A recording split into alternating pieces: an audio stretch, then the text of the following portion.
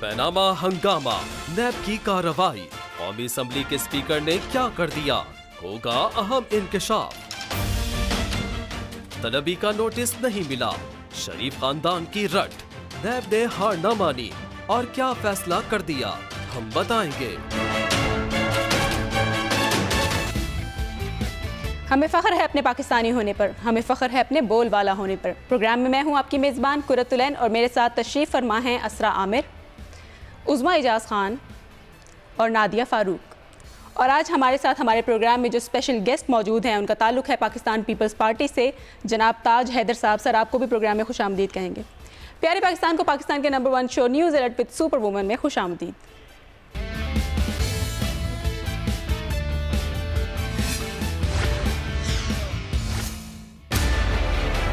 कानून बालादस्त है, बदउनवानों के लिए कोई रियायत नहीं। शरीफ खानदान का एहतसाब जरूरी, नैब डट गया। आमदन से ज्यादा असासों पर तलबी, वजीर खजाना को नोटिस मौसूल, अब कोई राह फरार नहीं। पार्टी बचाने के लिए सहारे दरकार, नून लीगी वजीर की वफादारियां, पीपी की नौजवान कयादत अवाम के दरमियान।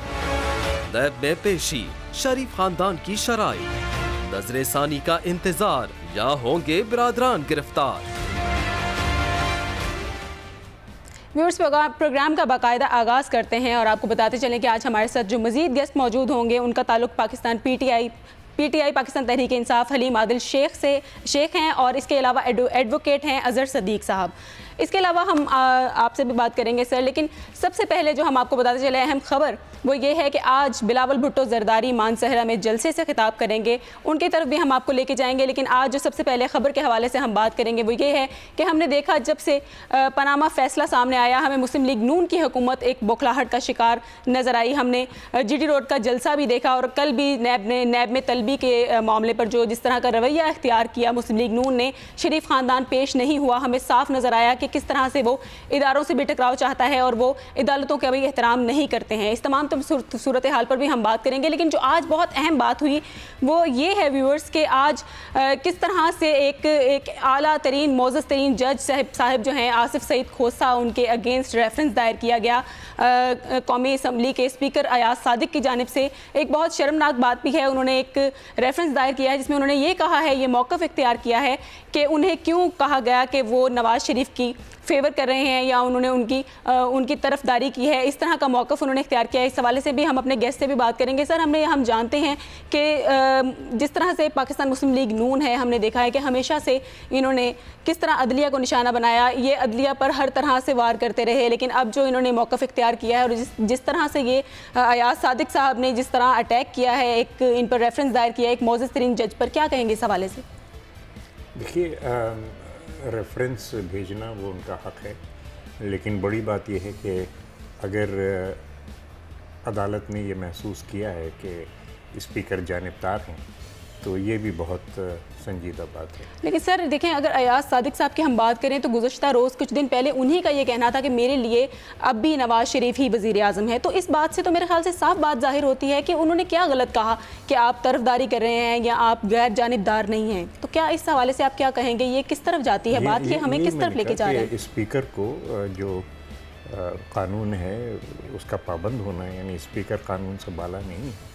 और अगर नवाज़ शरीफ साहब वज़ीर आज़म नहीं रहे हैं और एक और लीडर उनके वज़ीर आज़म हैं, तो स्पीकर का फ़र्ज़ है कि उस नए लीडर को वज़ीर आज़म कह के मुखातिब करे। और ये कहना कि अब भी वही वज़ीर आज़म हैं, वो कह सकते हैं कि ये हमारे लीडर हैं या इस किस्म की जो भी बात है, लेकिन वज़ीर आज़म का ओहदा भी एक बावकार ओहदा है और उसको इस तरीके से नहीं घसीटना चाहिए।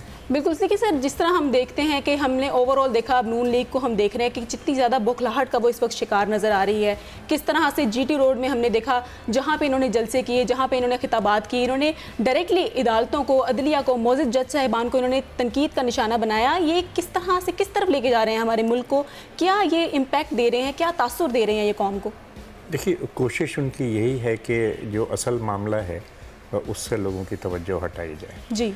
और असल मामला ये है कि उनके असासे उनकी आमदनी से मुताबिकत नहीं रखते। सही। और सीधी सी बात है, अगर कोई भी जज होता वो अगर बार बार अदालत ये कह रही है कि जनाब आप हमें बता दीजिए कि ये जो आपके असासे हैं इनके लिए पैसा कहाँ से आपको कल नैब में बुलाया, वहाँ के चीज़ें डिक्लेयर करते, आप लोगों के सामने इस तरह आए ना, वो जो भी आप चीज़ें अपनी डिक्लेयर कर देते। मसला ये है कि देखिए बात तो अब अदालतों तक जब गई तो पनामा फैसला सामने आया, सबने सुन भी लिया और सुप्रीम कोर्ट के फैसले को माना भी और मनोन तस्लीम, उनका ये भी कहना था कि जी हमने इसको मनोन तस्लीम कर लिया। लेकिन उसके बाद जो ये सिलसिला निकला, क्योंकि नैब तो कच्चा चट्टा खोल देगा इनका और कच्चा चट्टा खुलने वाला है इनका, अब इनको जो प्रॉब्लम शुरू हुई है कभी रैली के जरिए, कभी आवाम को तंग करने के लिए कि जी आवाम हमारे साथ है तो हमारे साथ मुनसिफाना फैसला नहीं हुआ।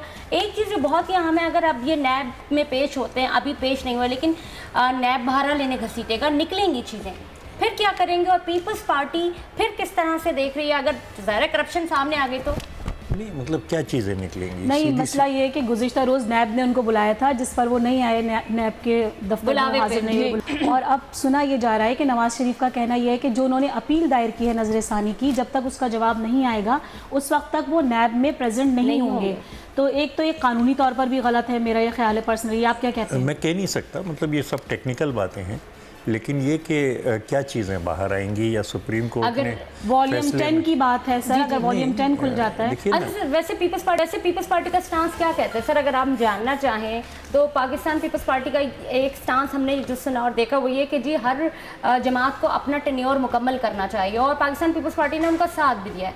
आप क्या कहेंगे? देखिए, यानी सुप्रीम कोर्ट अनोखी बात कही है, वो एक ऐसी बात है कि जो बच्चे को पहले से मालूम थी, और उस वॉल्यूम 10 में क्या बात होगी, वही बात होगी कि जो सबको पहले से मालूम है। तो जो हर बच्चे को मालूम है उसको उन्होंने एक कानूनी शक्ल दे दी और उसको एक। अच्छा, इस फैसले को फिर आप किस तरह से देख रहे हैं? मगर हम जब भी बात करें हम मुख्तलिफ सियासी जमातों के हवाले से, अगर एक तरफ पीपल्स पार्टी है, एक तरफ पाकिस्तान तहरीक इंसाफ है, फैसला अहम और ये है। कितना इम्पैक्ट डालेगा 2018 के इंतखाबात पे? नहीं, फैसला अहम है और फैसला उस बुनियादी फ़लसफ़े की वजह से अहम है कि आपके असासे आपकी आमदनी की निस्बत से होनी चाहिए। जी बिल्कुल। और अब एक सॉफ्टवेयर आराम से बनाया जा सकता है क्योंकि हर असासा भी किसी न किसी के नाम में होता है, हर एक के टैक्स रिटर्न भी सामने होते हैं।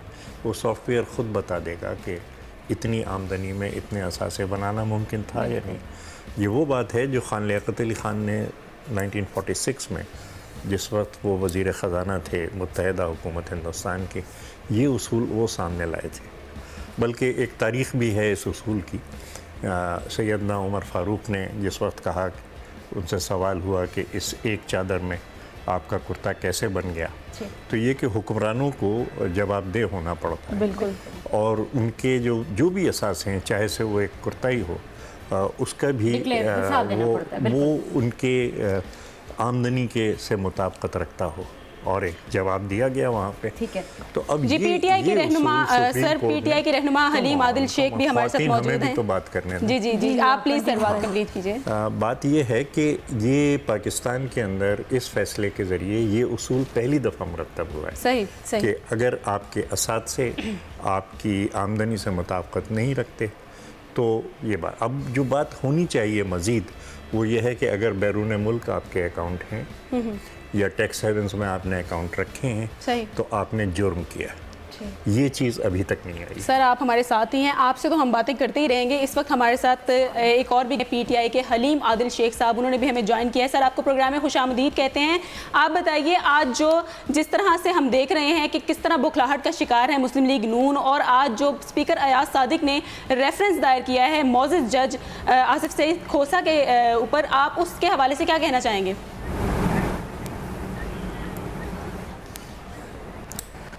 देखिए, मैं समझता हूँ कि ये बहुत शर्मनाक अमल है इनका, और इसको पहले ये वही है एक नया, मैं समझता हूँ नया वर्जन का जो इन्होंने अदलिया पे हमले करते हैं। चूँकि आज से 20 साल पहले मीडिया इतना आज़ाद नहीं था तो इन्होंने डायरेक्ट अटैक किया था जस्टिस सजाद अली शाह पर। जी। आज भी ये वही हमले अदलिया पर हो रहे हैं, इनको शर्म नहीं आती है।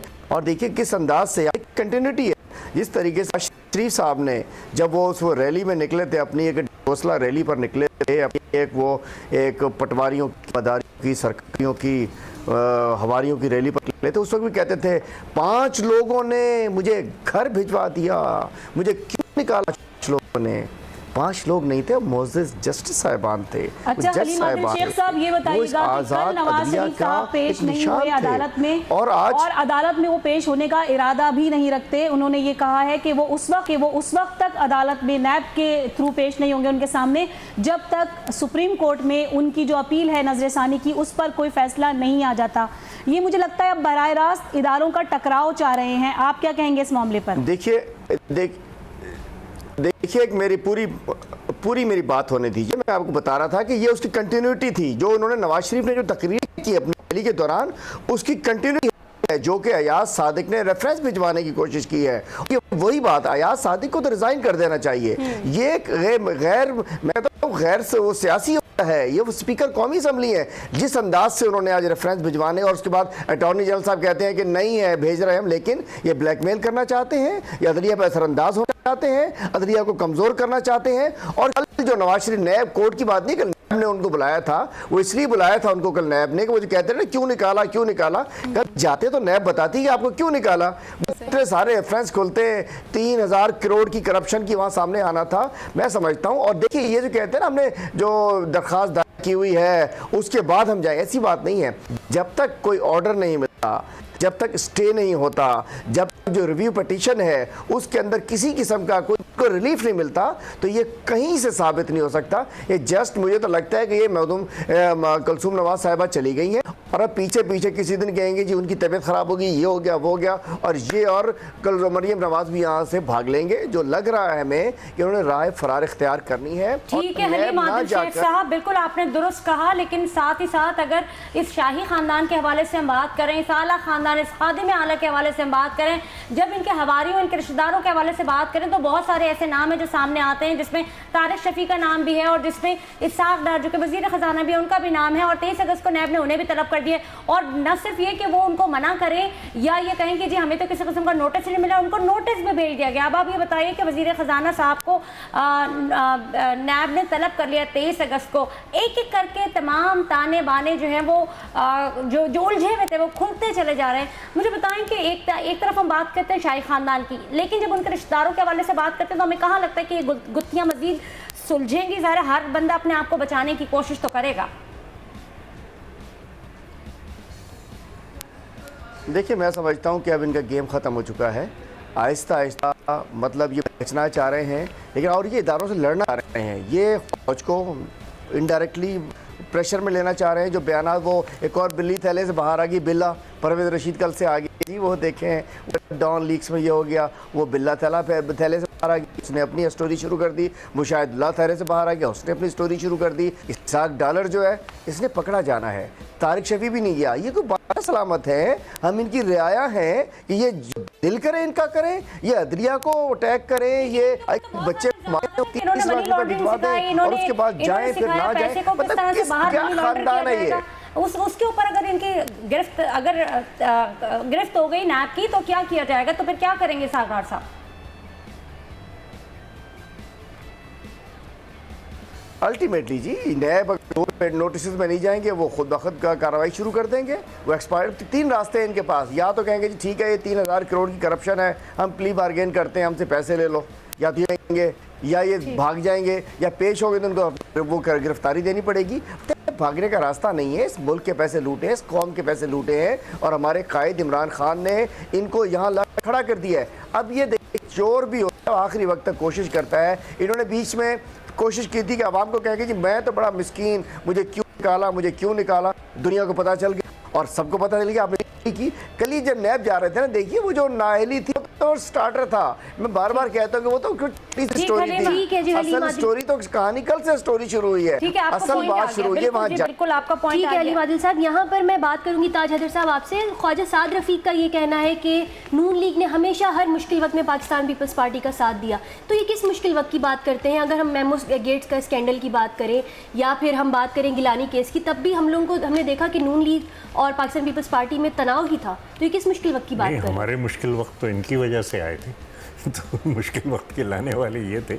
बहरहाल अब ये माजी की बातों में फंसना और ये तमाम बातें करना, इनडायरेक्टली ये अब मदद आपको चाह इस रहे हैं तरह- शायद। नहीं मतलब ये कि आगे क्या करना है इस पे सोचना। अच्छा, ये जो 62-63 की बात की जा रही है, आईनी तरमीम की बात की जा रही है, क्या ये उसकी तरफ इशारा तो नहीं है कि वो चाहते हैं कि हमें पाकिस्तान पीपल्स पार्टी कहीं ना कहीं आकर सपोर्ट करे? देखिए 62-63 के बारे में एक बहुत उलझाव का शिकार है, क्योंकि बात ये की जाती है कि ख़त्म कर दिया जाए 62-63, एक बात ये कि रखा जाए। तरमीम की जाए उसके 62-63 अंदर। है क्या, 62-63 क्या था, जो 73 का आइन था उसके अंदर 62-63 क्या था।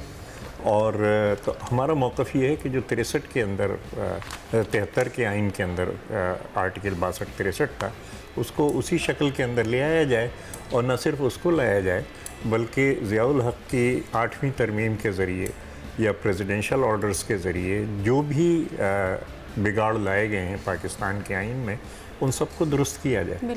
हम चार्टर ऑफ डेमोक्रेसी के वक्त भी यही मुतालबा कर रहे थे, साईं ने तस्लीम नहीं किया। फिर जिस वक्त 18 उस वक्त भी हम यही मुतालबा कर रहे थे।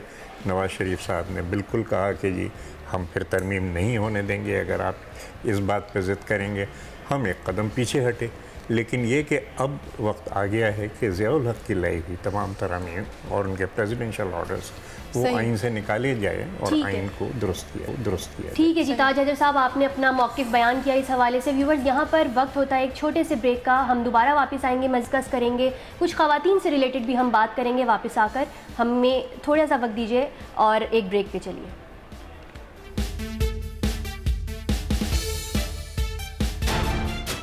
मज़ीद देखिए MA 120 का इंतखाबी दंगल, यास्मीन राशिद ने इसकी हिम्मत को कर दिया चैलेंज, होगा अहम इंकिशाफ। आप देख रहे हैं पाकिस्तान का number 1 show news alert with super women.